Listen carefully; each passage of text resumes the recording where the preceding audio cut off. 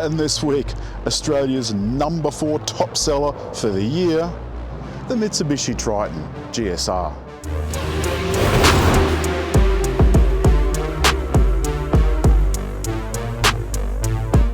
I say #4, but of course it's the entire Triton range that was the 4th top seller. I'm not quite sure what's gotten into Australians, but for some strange reason, of the top 4 top sellers last year, 3 of them were utes like this. There can't be that many tradies in Australia. Don't know who's buying them, but it certainly isn't all tradies. This is the orange with black roof, sunset orange or some such thing. The bar. That looks rather smart, chamfered off at the side so you can get a little bit more purchase on hills and what have you. Although I don't think you're really seriously going to be going very far off-road. And all of the lighting here is LED, except for this, which is halogen. I quite like the lines along the side. It's nice and simple. There's nothing flash or over the top. There's just black and orange. That's it. Even the side step is black. The handles are black. The door surrounds are black. The tyres, they're on black rims, 18 inches.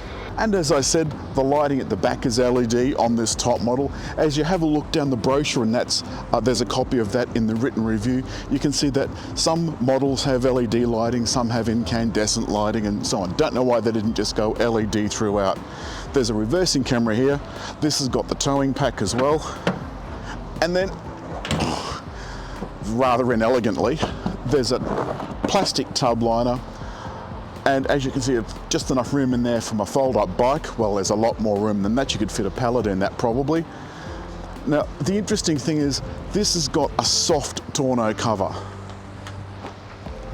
I mean, not one of my favourites. It offers no security whatsoever, but so long as you just want to keep stuff covered up, I suppose it's better than nothing.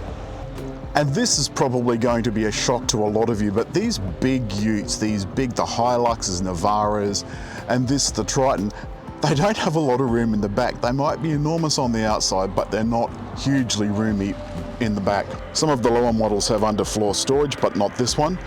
We've got leather or leather look seating, a couple of USBs and a small bin, but almost no knee room.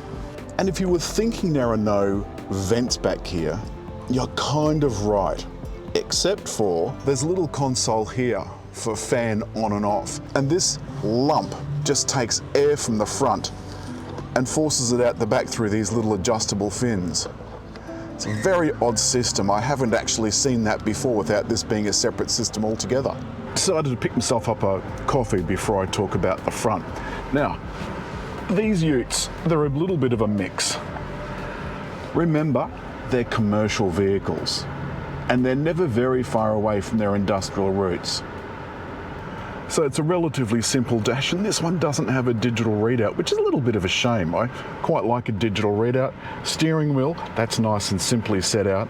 And of course, the door just has the usual door controls on it for the windows and so forth. Folding mirrors, and they're auto-folding on lock. There's a 7-inch infotainment screen, separate air conditioning controls, and a zone down below for a little bit of off-roading stuff and the towing controls. And you can also turn the blind spot monitor on and off. This has even got heated seats, which is a bit of a surprise, but only in this top model. And of course, you have to tether your car to CarPlay using a cord. There's a couple of USB points and the 12 volt. And you can see that I've got one of them with my Navman dash cam plugged in. There's a button here to turn that rear fan on and off, which seems like a real afterthought. They could have just put it through the center console like everybody else, or through the door frames, but anyway, that's just the way this is. Further down on the center console, we've got the 6-speed automatic selector and more off-roading controls, so the downhill descent control and so forth, and the Super Select 4-wheel drive system.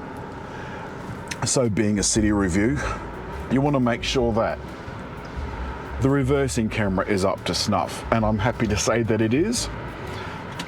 Manual parking brake. Now, remembering that I've got my bike in the back, so I don't want that sliding all over the place, I've got it ocky strapped to the side, but I don't have much confidence in it. The first thing you notice when you park this thing is that it is quite big, despite the Lilliputian proportions of the back seat.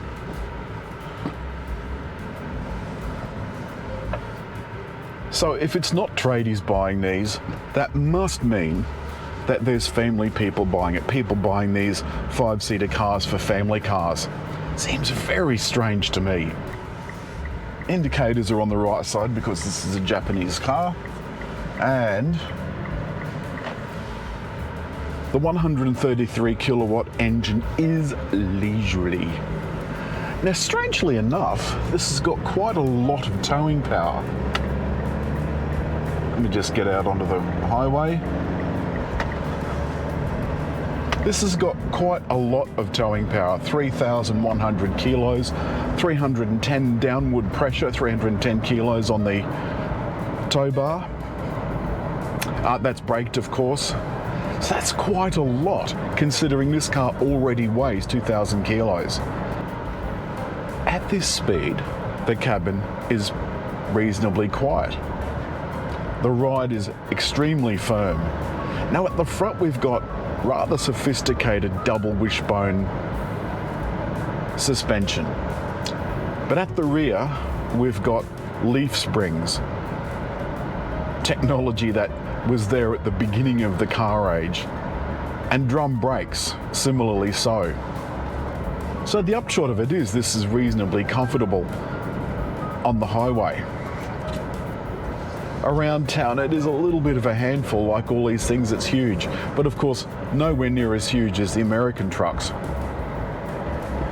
But whether you call this a ute or a pickup truck or a truck, it's still a big vehicle, and it takes up all of my parking space at home plus a little bit more. It sticks out just a fraction.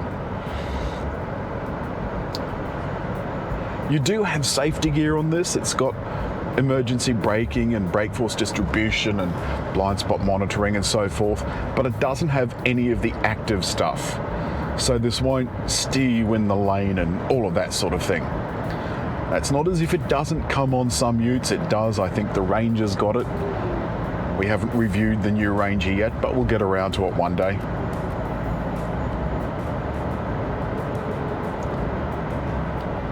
And these things are supposed to be, remember, this is unladen except for my magnesium folding bike.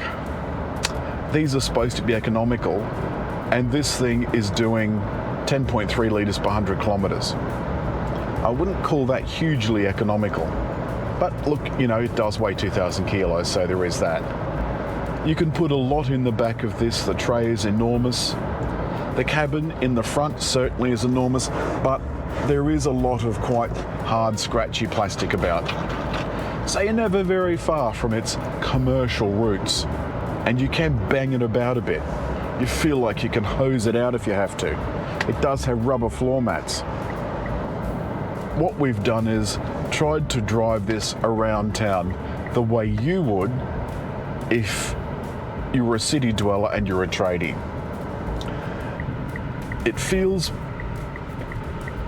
big, but it's very easy to maneuver. So I suppose that's the important thing. You want to make sure that it is easy to maneuver. Because of the firm suspension, going over the million speed bumps that there are in Sydney is a bit painful. Now you can see around town, you just have to allow a little bit of extra space.